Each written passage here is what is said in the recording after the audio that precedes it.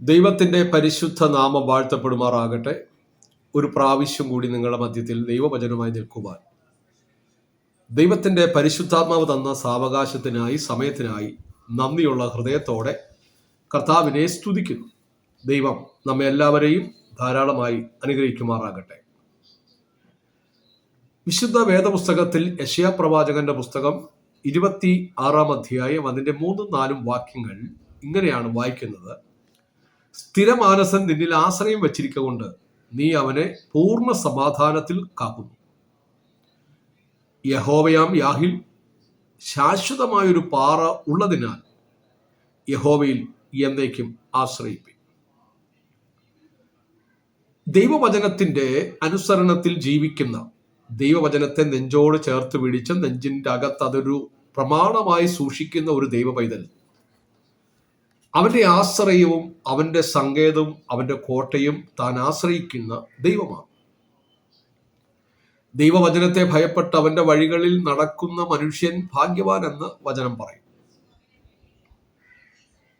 ഏത് പ്രതിസന്ധിയിലും നിലനിൽക്കേണ്ടതിന് ആവശ്യമായ വിശ്വാസത്തിന്റെ ധൈര്യം കാണിക്കുന്ന ഒരു വ്യക്തിയും മറ്റൊരു പ്രതിസന്ധിയിലും തകർന്നു പോകാൻ സാധ്യമല്ലാത്ത വിധം കൃപ പ്രാപിച്ചവനാണ്. നമുക്കറിയാം, പലപ്പോഴും വിശ്വാസികളുടെ നിലനിൽപ്പെന്ന് പറയുന്ന അനുദിനം ജീവിതത്തിൽ വരുന്ന പ്രതിസന്ധികളെ തരണം ചെയ്യാൻ ആവശ്യമായ നന്മ കൊടുക്കണം. എപ്പോഴും സൗഖ്യവും എപ്പോഴും സന്തോഷവും അവർ പ്രാർത്ഥിക്കുന്ന എല്ലാ കാര്യത്തിനകത്തും വിടുതലൊക്കെ ഉണ്ടെങ്കിൽ വലിയ കുഴപ്പമില്ലാതെ ആളുകൾ കടന്നു പോകും. എന്നാൽ നമ്മുടെ ജീവിതം അങ്ങനെയല്ല. പ്രതിസന്ധികളും വെല്ലുവിളികളും പ്രശ്നങ്ങളും പോരാട്ടങ്ങളും രോഗങ്ങളും കടഭാരവും ഞെരുക്കവും ഒക്കെ ഉള്ള ഒരു ജീവിതമാണ് ക്രിസ്തീയ ജീവിതം. എന്നാൽ ഈ ക്രിസ്തീയ ജീവിതത്തിൽ ഇതെല്ലാം ഉണ്ടെങ്കിലും അതിൻ്റെ നടുവിൽ തനിക്ക് ഒരു നല്ല ദൃഢമായ ഉറപ്പും നിശ്ചയവുമുണ്ട്. ആ നിശ്ചയം എന്ന് പറയുന്നത്, ഉറപ്പെന്ന് പറയുന്നത്, ഞാൻ ആരിൽ ആശ്രയിക്കുന്നു, ഞാൻ ആരെ വിശ്വസിച്ചിരിക്കുന്നു. ആമേൻ. അപ്പോസ്തലൻ പറയുന്ന പോലെ, ഞാൻ ആരെ വിശ്വസിച്ചിരിക്കുന്നു എന്ന് എനിക്കറിയാം. ആ ദിവസം വരെയും എന്നെ സൂക്ഷിപ്പാൻ അവൻ ശക്തനാണ്. എൻ്റെ പ്രിയരെ, വിശ്വാസത്തിൽ നിലനിൽക്കുന്ന ഒരു ദൈവ പൈതലിൻ്റെ ജീവിതത്തിൽ ഏറ്റവും പ്രധാനപ്പെട്ട ഒരു ബലം എന്ന് പറയും താൻ ദൈവത്തിൽ ആശ്രയിച്ചിരിക്കുന്നത് കൊണ്ട് പ്രതിസന്ധികളിൽ പ്രതികൂലങ്ങളിൽ തളരാതെ ദൈവം എന്നെ നിലനിർത്തും. അത് അവൻ്റെ വിശ്വാസമാണ്. ആ ആശ്രയമാണ് അവനെ പൂർണ്ണ സമാധാനത്തിൽ ദിനവും നിലനിർത്തുന്നത്.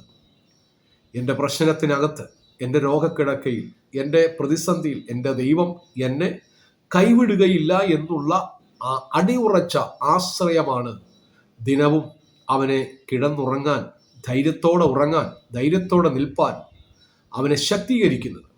പ്രശ്നം മാറിയിട്ടല്ല, പ്രതികൂലങ്ങൾ മാറിയിട്ടല്ല, രോഗം സൗഖ്യമായിട്ടുമല്ല, മറിച്ച് ഇതിൻ്റെ എല്ലാം നടുവിൽ സർവശക്തൻ എന്നെ കരുതുന്നുണ്ട്, കരുതും എന്ന ആ പൂർണ്ണമായ വിശ്വാസമാണ്. Praise the Lord. എന്നെ കേൾക്കുന്ന ദൈവമക്കളെ, നാം ദൈവവചനം ധ്യാനിക്കുന്നു എങ്കിൽ, ദൈവവചനത്തിൻ്റെ ചിന്തകൾ നമ്മുടെ ഹൃദയത്തിൽ ബലപ്പെടുന്നുവെങ്കിൽ നാമും ഇതുപോലെ തന്നെയാണ്. മത്തായി സുവിശേഷം 7-ാം അധ്യായത്തിൽ പറയുന്നത് പോലെ, ആകയാൽ എൻ്റെ ഈ വചനങ്ങളെ കേട്ട് ചെയ്യുന്നവനൊക്കെയും പാറമേൽ വീട് പണിത ബുദ്ധിയുള്ള മനുഷ്യനോട് തുല്യനാകും. വൻമഴ പെയ്തു, നദികൾ പൊങ്ങി, കാറ്റ് അതിൻ്റെ മേൽ അടിച്ചു. അത് പാറമേൽ അടിസ്ഥാനമുള്ളതാകയാൽ വീണില്ല. ഞാൻ ദൈവമക്കളോട് സ്നേഹത്തോടെ പറയുക, പാറമേലുള്ള അടിസ്ഥാനം, ക്രിസ്തുവാകുന്ന പാറമേലുള്ള അടിസ്ഥാനം നിങ്ങളുടെ ജീവിതത്തിലുണ്ടെങ്കിൽ കാറ്റടിച്ചാലും പ്രതികൂലങ്ങൾ വന്നാലും നാം തളരുകയില്ല. കാരണം അടിസ്ഥാനം പണിയപ്പെട്ടിരിക്കുന്നത് ഉറപ്പുള്ള ഒരു പാറയിലാണ്. ആ പാറ ക്രിസ്തുവാണ്. ആ നിലവാരത്തിൽ നിങ്ങൾ പണിയപ്പെട്ടവരാണെങ്കിൽ നിങ്ങളുടെ സ്ഥിരമായിരിക്കുന്ന നിലനിൽപ്പ് ദൈവവചനത്തിൻ്റെ ബലവും ശക്തിയും ആയിത്തീരും എന്ന കാര്യം മറന്നുപോകരുത്. പൂർണ്ണ സമാധാനത്തിൽ കാക്കും. അല്പസമാധാനമല്ല, പൂർണ്ണ സമാധാനം. എൻ്റെ ദൈവം എനിക്ക് വേണ്ടി അത് ചെയ്യും എന്നുള്ള സമാധാനം. ആ സമാധാനമാണ് നമ്മളെ നിലനിർത്തുന്നത്. ഫിലിപ്പിയ ലേഖനത്തിൽ പറയുന്ന ഒന്നിനെക്കുറിച്ചും വിചാരപ്പെടരുത്. എല്ലാ പ്രാർത്ഥനയാലും അപേക്ഷയാലും നിങ്ങളുടെ ആവശ്യങ്ങൾ സ്തോത്രത്തോടുകൂടെ ദൈവത്തോട് അറിയിക്കുക അത്രേ വേണ്ടിയത്. എന്നാൽ ഹൃദയങ്ങളെ തണുപ്പിക്കുന്ന ആ ദൈവ സമാധാനം കൊണ്ട് നമ്മുടെ നിലവുകളെയും നമ്മുടെ എല്ലാ പ്രയാസങ്ങളെയും ക്രിസ്തു യേശുവെങ്കിൽ കാക്കും എന്നാണ് വചനം പറയുന്നത്. ക്രിസ്തു തരുന്ന സമാധാനം അല്പമല്ല, അത് പൂർണ്ണമാണ്. ക്രിസ്തു തരുന്ന സമാധാനം ഏതെങ്കിലും ഒരു സമയത്ത് മാറിപ്പോകുന്നതല്ല, അത് പ്രതിസന്ധികളുടെ നടുവിൽ ബലപ്പെട്ടു വരുന്നതാണ്. അതിനോർത്ത് ഞാൻ ദൈവത്തെ സ്തുതിക്കുന്നു.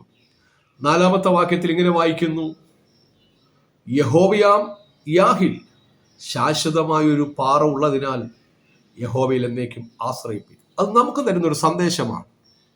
യഹോവയാം യാഹിൽ ശാശ്വതമായൊരു പാറ ഉള്ളതിനാൽ അവനെ പൂർണ്ണമായി ആശ്രയിപ്പിൻ. എന്നെ കേൾക്കുന്ന ദൈവത്തിൻ്റെ മക്കളെ, മനുഷ്യരിൽ ആശ്രയിച്ചിട്ട്, നേതാക്കന്മാരിൽ ആശ്രയിച്ചിട്ട് നമുക്കൊരു നന്മയും വരികയില്ല.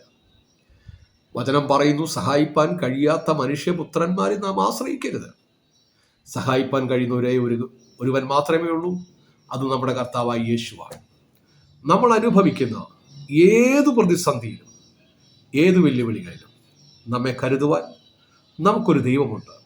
ആശ്രയം യേശുവിൽ എന്നതിനാൽ ഭാഗ്യവാൻ ഭാഗ്യവാൻ എന്ന പാട്ട് നാം പാടുന്നവരാണ്. അതെ, എൻ്റെ പ്രശ്നത്തിൽ യേശു, എൻ്റെ പ്രതികൂലത്തിൽ എൻ്റെ കർത്താവ് എന്നെ പൂർണ്ണമായി നടത്താൻ ശക്തനാണ്. അവനിൽ ഞാൻ ആശ്രയിക്കുന്നതുകൊണ്ട് ഒരു നാളും അവരെന്നെ കൈവിടുകയില്ല എന്ന് എത്ര പേർക്ക് പറയാൻ പറ്റും? അതെ, ആ വിശ്വാസത്തിൽ, ആ ഉറപ്പിൽ നിലനിൽക്കുവാൻ ദൈവത്തിൻ്റെ ആത്മാവ് നമ്മെ ശക്തിപ്പെടുത്തണം. അവൻ്റെ മഹത്വം നമ്മളിൽ ബലപ്പെടണം. സൈന്യത്താലുമല്ല, ശക്തിയാലുമല്ല, ദൈവത്തിൻ്റെ ആത്മാവിനാൽ അത് സംഭവിക്കട്ടെ. ഒരു ഉദാഹരണം പറയാം. ഒരിക്കൽ ഒരു മാതാവിന് രോഗമുണ്ടായി. വല്ലാത്ത രോഗമാണ്. ക്യാൻസർ എന്ന മഹാരോഗമാണ്, മാറാരോഗമാണ്. നമുക്കറിയാം, ക്യാൻസർ ഇന്ന് കാലത്ത് ഒരുപാട് ചികിത്സ ഉണ്ടെങ്കിൽ ആ കാലത്ത് അത്ര ചികിത്സ ഫലപ്രദമല്ലാത്തൊരു കാലത്ത് ആ വലിയ രോഗത്തിൻ്റെ നടുവിൽ ആ മാതാവ് ദൈവത്തോട് ഇങ്ങനെ പറഞ്ഞു, നിനക്ക് എന്നെ ആവശ്യമുണ്ട് എങ്കിൽ ഞാൻ സൗഖ്യമാകും. നിനക്കെന്നെ വേണ്ട എങ്കിൽ, അല്ലെങ്കിൽ ഈ ഭൂമിയിൽ ഞാൻ ജീവിച്ചത് മതി എങ്കിൽ ദൈവമേ നീ അവിടുന്ന് എന്നെ എടുക്കണം. അല്ല, ഞാൻ എന്തെങ്കിലും ഒരു ശുശ്രൂഷ ഈ ഭൂമിക്കകത്ത് ചെയ്യണമെങ്കിൽ എൻ്റെ ആയുസ്സിനെ നീ തിരികെ തരണം, ഞാനത് നിർവഹിക്കും. പ്രിയരെ, ആ ഒരൊറ്റ പ്രാർത്ഥന ആ മാതാവിൻ്റെ രോഗസൗഖ്യത്തിന് കാരണമായി. ഞാൻ എപ്പോഴും ചിന്തിക്കും, മരുന്നിനല്ല, ഡോക്ടറുടെ കരവിരുതിനല്ല, മറിച്ച് ദൈവസന്നദ്ധിയിൽ താൻ എടുത്ത തീരുമാനത്തിൽ നിന്ന് ആ മാതാവ് പൂർണ്ണമായ സൗഖ്യത്തിലേക്ക് മടങ്ങി വന്നു.